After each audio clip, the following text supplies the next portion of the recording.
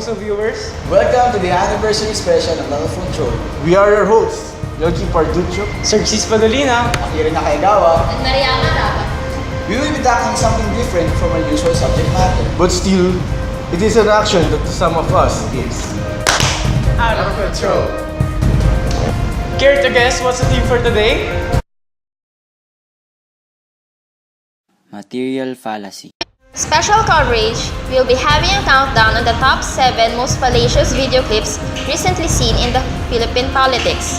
How can we say that these videos are fallacious? Material fallacy is often committed by a person when that person perpetrates an error and concluding something making the statement invalid. In other words, it is an argument based on false inference. Start off. Here's our top 7.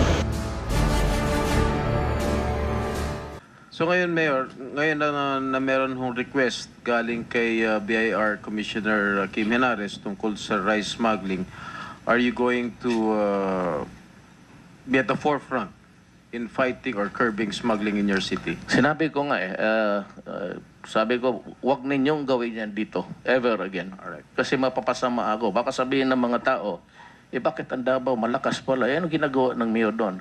I never went beyond the boundaries of the city. Kung ano kasi ayaw ko makialam.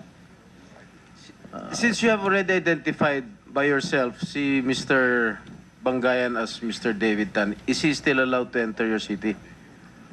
Look, ang sinabi ko ganito. Ayaw ko simula ngayon sa lahat na may bababa dito na smuggled goods. Sabi ko, pagbabarilin ko kayo.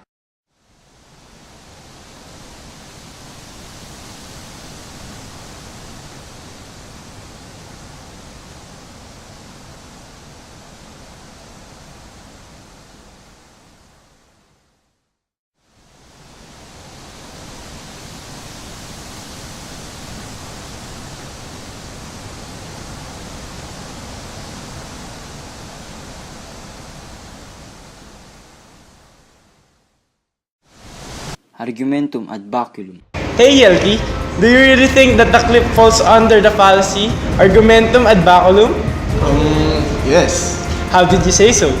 Davao Mayor Duterte charges the alleged rice smuggler Davidson Bangayan and other people who try to smuggle goods by saying that he will kill them once they enter Davao. Oh, thank you for that observation. Next, we go to our top 6. I hope that you would continue informing us about the whole operation, because this will be very helpful, Madam Chair, in our in aid of legislation of this in our fight against rice smuggling. So going back no sa dati ko tinanong nung nakarang linggo dahil naputulan tayo kinunan tayo ng oras, sino ba ang ilang iyong mga kilalang may ganito ring modus operandi, yung ganitong big time, no? Yung rice importation. Meron ka bang kilala? Kasi naawa naman ako sa iyo na ikaw lang ang bugbog dito eh. Kailangan sabihin mo na rin kung sino pang iba.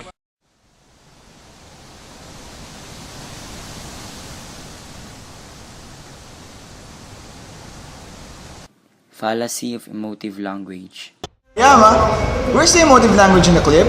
Aren't you watching?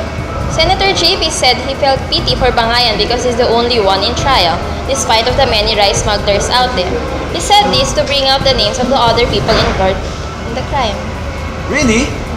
That's why it fell under the emotive language. Thanks for that information. Now that we're settled, we'll be going to our top 5. I pray to the Lord that He take me. Huwag naman sana ho. It's okay. I'd rather die.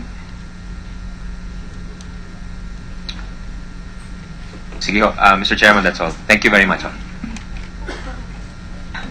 I'd like to commend your powerful words, Ms. Tuason. Well, I'm serious. I mean, I would die if I were to go to jail.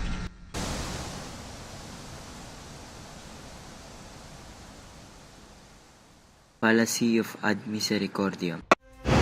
Hey guys, do you know why this clip is our number 5? And why it shows the argumentum ad misericordiam? It is because, as you saw in the clip, Ruby Tuazon, instead of thinking another way if her application for the Witness Protection Program denied, said that she would rather want to die. Her reaction to Senator Angara's question was like all or nothing. With this, how can it not fall under argumentum ad misericordiam? Let's now go to our number 4. Bakit ayaw niyang malaman ang katotohanan? Kaya mag-ingat ka, ha? Huwag kang magsabi. Susumpa mo lang kanina. I promise I will tell the truth, the whole truth, and nothing but the truth. Kasi kung hatiin mong katotohanan, kung minsan, sinungaling ang labas. That's why, the truth, the whole truth, and nothing but the truth. Ngayon, tinatawag, ang sabi ng mga testigo laban sa iyo, dating empleyado mo, tinatawag mo si Enrile, si Tanda. Sino ba bang matanda dito sa Senado kung di si Enrile? Sabi niya, 89 years old na siya. Pero natin sigurado, baka 99 siya. O baka 109 na siya. Dahil kung minsan nagdidimensya na yata, lalo na tungkol sa akin.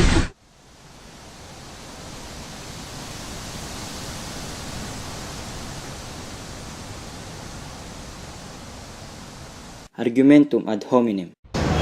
Guys, what do you think? I think this clip deserved to be on the fourth spot for Santiago. From our President Napoles, Shivson attacking Enrile by asking Napoles if Enrile is the senator implicated in the scam and had the nickname Tanda. We'll be seeing more fallacies as we go on our top 1. Here's our number 3. June, as your reaction to Bishop Cruz's, I think is there a problem with the way we're looking at sex as a society with this law?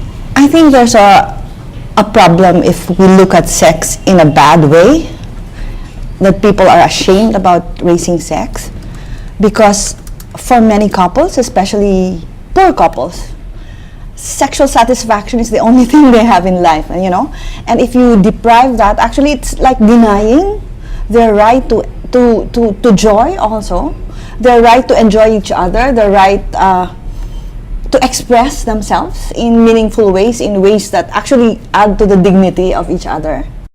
Fallacy of irrelevance. It is a fallacy of irrelevance because she says that being poor means that sexual satisfaction is the only thing that they have in their lives, which is not basically true, and because it has no connection whatsoever. I think it deserves to be number 3. Do you? Let us now go to Mariama for our top 2 fallacy. At mahilig din lamang na mag-quote mula sa Biblia ang isa sa mga taong ito na parang isang maamong tupa. Pagnilaya kaya niya ang mga katagang ito? Kung sino mang walang bahid ng anumang kasalanan, kayo ang unang pumato sa taong ito. Huwag kayong magmalinis at lalong-lalo na huwag naman kayong masyadong hypocrite. Think this statement shows a direct attack upon the personality of one's opponent? I do too. It shows an assassination upon the reputation and personality of Chairwoman Grace Pulidotal. This video clip falls under the top 2 because it also shows another kind of fallacy, which is the fallacy of emotive language. We can see that as Senator Jenggoy Estrada hides behind its words and incites Chairwoman Tan.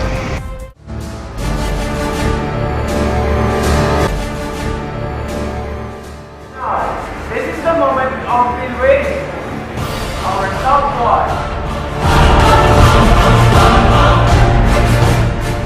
1. Chairman Pulido, Chairman Grace, gumising ka na. Bayatang lagi kayo na-jet lag sa kapabiyahe nyo sa ibang bansa. Lagi mo siyang wala rito sa ating bansa. Noong 2010, 5 beses siya umalis ang ating bansa. Noong 2011, 9 beses. At noong nakarang taon na, lamang, 2012, 10 beses. Halos buwan-buwan. Sa mga siya. At ito lang taon ito, Hindi pa natatapos ang taon. Isang na beses na siya umalis ng ating bansa.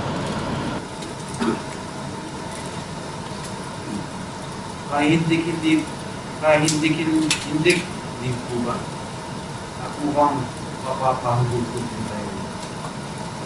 Kaya po siguro, mukhang hindi nyo natututukan at napapantayan ng gusto ang paggawa ng special audit report kasi panay ang biyahe ninyo.